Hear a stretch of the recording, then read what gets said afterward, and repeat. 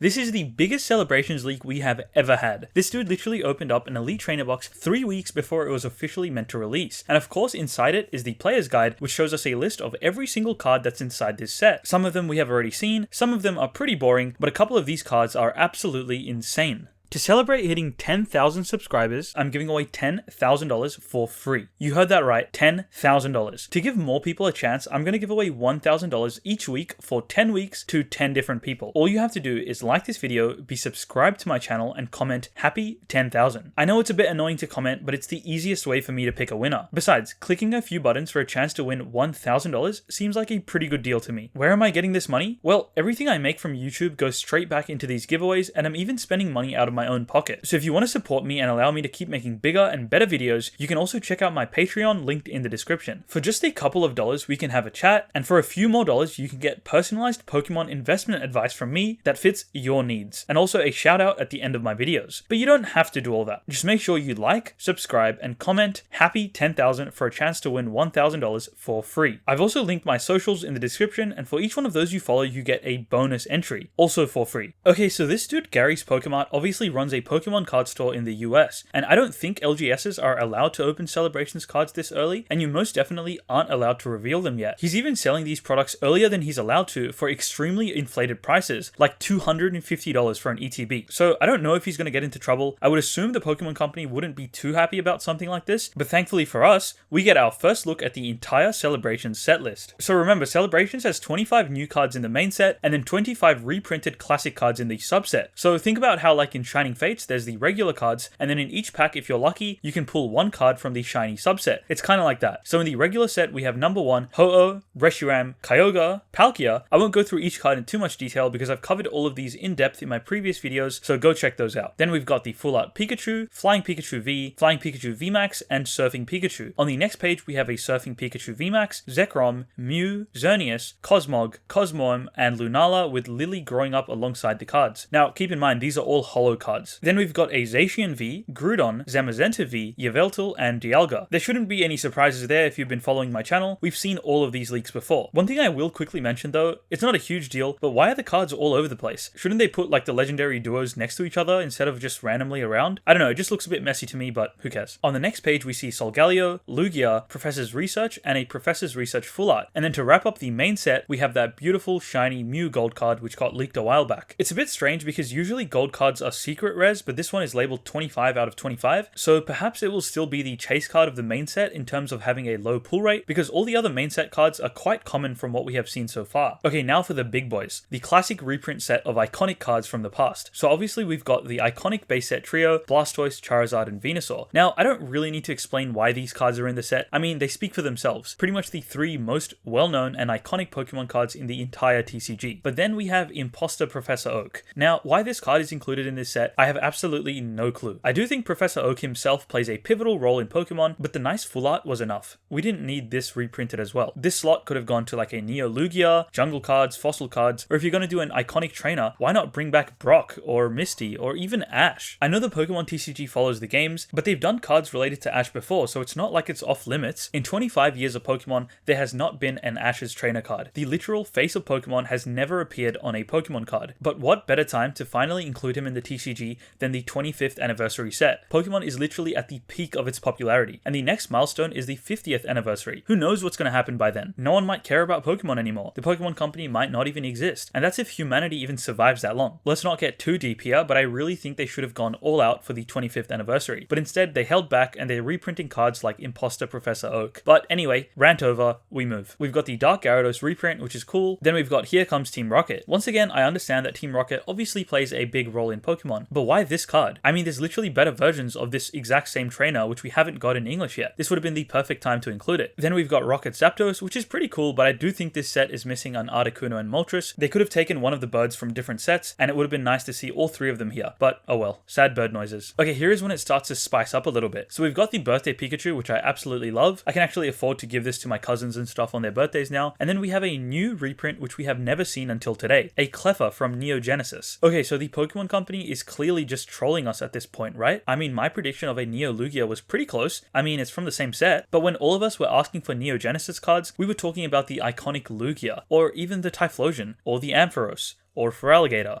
or Meganium, or even Pichu or Skarmory. Literally anything else. Look, the card itself is cute, but in a set where we only have room for 25 reprints, this should not have been one of them. I'm sorry. I'm just so confused. Anyway, next up we have a Shining Magikarp, which is pretty cool, a Team Magma's Groudon, which looks okay. It should have been this one instead, but whatever. Then we have a Rockets Admin. This is probably the worst reprint out of all of them. I don't think there's a single person in the world that would have chosen this card as a reprint. Can you imagine opening a Celebrations pack and in the slot where you can potentially get a base set Charizard, instead you get a Rockets Admin? Very questionable choice of cards. I'll tell you what would have been a cooler choice instead of this, if they made an English version of this Giovanni's Scheme card. Just look how cool this dude looks, and it has the same kind of vibe as Rockets Admin, but infinitely better looking. Then next we have a Mew EX, which actually does look really nice, and the Gardevoir EX Delta species, which they accidentally revealed a little while ago. These two we have seen before, and although they're pretty nice, it's nothing that's really going to blow you away. Next up we have the Umbreon Gold Star. This is one card that I can safely say was a fantastic choice for a reprint. The original version is extremely expensive, going for a few $1,000s for just a raw copy, and it's a card that most people will never be able to own. This is probably going to be my personal chase card from the set. Once you see all the cards at the end of the video, let me know in the comments what is your chase card from Celebrations. I especially want to hear from you if it's Rockets Admin. Nothing against you, I'm just curious as to why. Next up we have Claydol, another Pokemon that not too many people care about, and another card I'm not really sure why it was reprinted. Before you keyboard warriors start typing away, yes, I know this was a good card in the TCG like 50 years ago, but there are plenty of cards that were good in the TCG, and this wasn't the best choice to reprint. This set is clearly targeted more at collectors, especially the reprint subset, because the cards aren't even legal in competitive play, which shows that they are made to collect. As such, they should have picked more collectible reprints. Luxray Level X is a pretty good choice. I think the card looks pretty cool, and it's a pretty popular Pokemon. The exact same can be said for Garchompsy, a really cool card and a pretty good choice for a reprint. The same cannot be said, however, about this next card. I'm not really a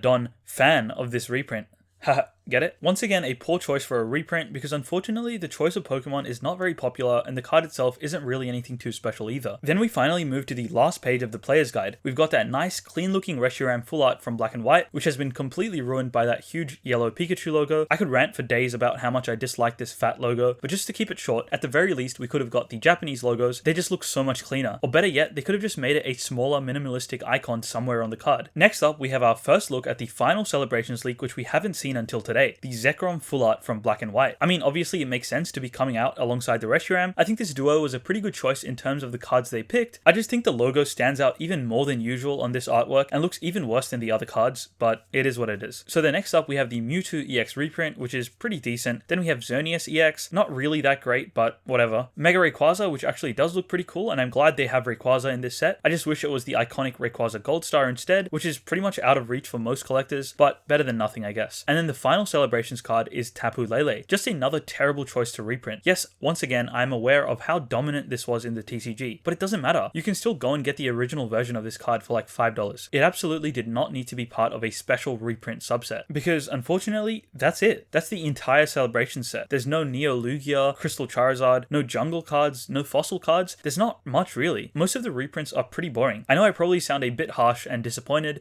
but to be honest, I kind of am. I mean, I had really high expectations for the 25th anniversary set, which was hyped up for an entire year by not only the Pokemon community, but also the Pokemon company themselves, especially considering it's coming out after Evolving Skies, which was arguably one of the best modern sets ever. I kind of expected a little bit more from Celebrations. Like, yes, there are some great new cards and some really nice reprints as well, but considering the set is so small and it only has 50 cards in total, I was kind of expecting them all to be bangers, or at the very least 25 really good cards. But as it currently stands, there's only really like 10 to 15 chase cards. Even Evolving Skies, which is technically a regular set, has more big hitters than Celebrations. I mean, there's 20 alternate art cards alone, not even including the gold cards, rainbow cards, and full arts. And when I first saw Celebrations had reprints of Umbreon Gold Star and the base set trio, I expected other really iconic reprints. And then when they said there were going to be reimaginations of classic cards like this Pikachu, I was like, oh wow, we're actually going to get a full art base set Charizard and stuff like that, which would have been really incredible. But instead, we ended up getting mostly just regular holos and a few cool full arts. But having said all that, I'm still very excited to open Celebrations when it comes out. I think it will be a fun set to open, and for the younger generation to get a chance to open some of these classic cards for the first time. Especially for the first few packs you open, I think it'll be awesome every time you pull a reprint. But I think you'll be able to complete this set pretty quickly considering how small it is. So I do think it's going to get pretty boring very quickly once you start pulling those same cards over and over again.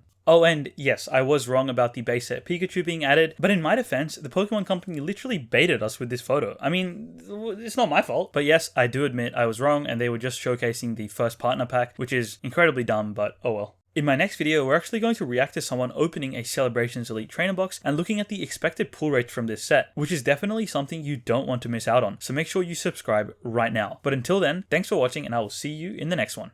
Me when I see the last Celebrations card is a Cleffa reprint.